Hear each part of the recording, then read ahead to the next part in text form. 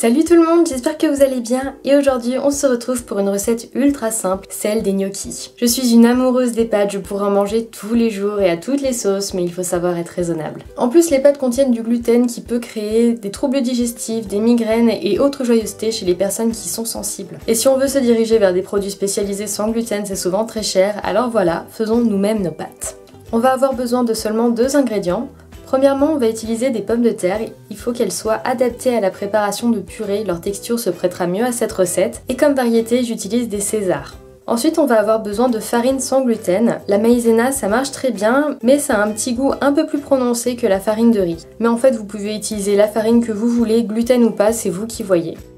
On commence par éplucher les pommes de terre et à les couper en morceaux pour ensuite les faire cuire. Comme mode de cuisson, j'utilise le four à micro-ondes en laissant un petit peu d'eau au fond de mon récipient. Une fois que les pommes de terre sont cuites, je les mets dans mon robot avec la farine. On peut aussi ajouter des épices et aromates pour donner plus de saveur. Et si vous n'avez pas de robot, vous pouvez aussi utiliser vos petits bras, ce sera plus long mais tout aussi efficace. Comme vous pouvez le voir, on obtient une pâte assez visqueuse et collante, alors je vais la travailler avec un peu plus de farine jusqu'à obtenir une pâte qui ne colle pas mais qui reste souple. Vous le sentirez tout de suite de toute façon quand la texture sera la bonne. Ensuite, je vais diviser ma pâte pour pouvoir former des boudins d'environ 1 cm, 1 cm et demi de diamètre. Alors je tiens à vous prévenir, pour la préparation de ce plat, la farine on en met partout, j'en ai même retrouvé sur mon appareil photo et mon trépied, donc prévoyez un nettoyage quand vous aurez terminé de cuisiner. Ensuite, on va couper en morceaux nos boudins et on obtient notre prototype de gnocchi.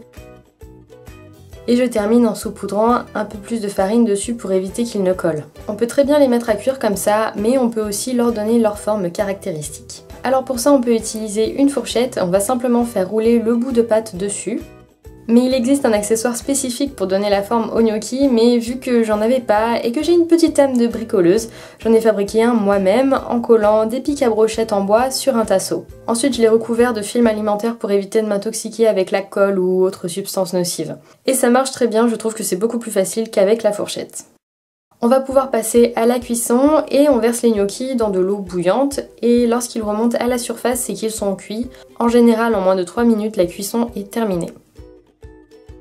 Et voilà, nos mignons petits gnocchis tout choux sont prêts à être dégustés. Vous l'aurez bien mérité après tous ces efforts de fabrication. Pour moi, ce sera avec une sauce tomate maison dont vous trouverez la recette dans la catégorie recettes minutes et le lien est en barre d'infos. Et évidemment, comme pour tout plat italien à base de pâtes, j'ajoute du parmesan. Et je dois ajouter que c'est absolument délicieux. J'espère que vous testerez cette recette. Merci d'avoir regardé cette vidéo. Je vous fais plein de gros bisous et je vous dis à très bientôt. Pour fêter le cap des 5000 abonnés que j'ai dépassé il y a quelques jours, j'organise un concours sur mon Instagram. Il y a un lot à gagner composé de cuillères doseuses, un spiralizer à légumes pour faire des spaghettis et une mason jar. Si tu veux participer, il te suffit de t'abonner à mon compte Instagram et de reposter cette photo qui est sur mon compte avec le hashtag AliceEsmeralda5000. Tu as jusqu'au dimanche 8 mars pour participer.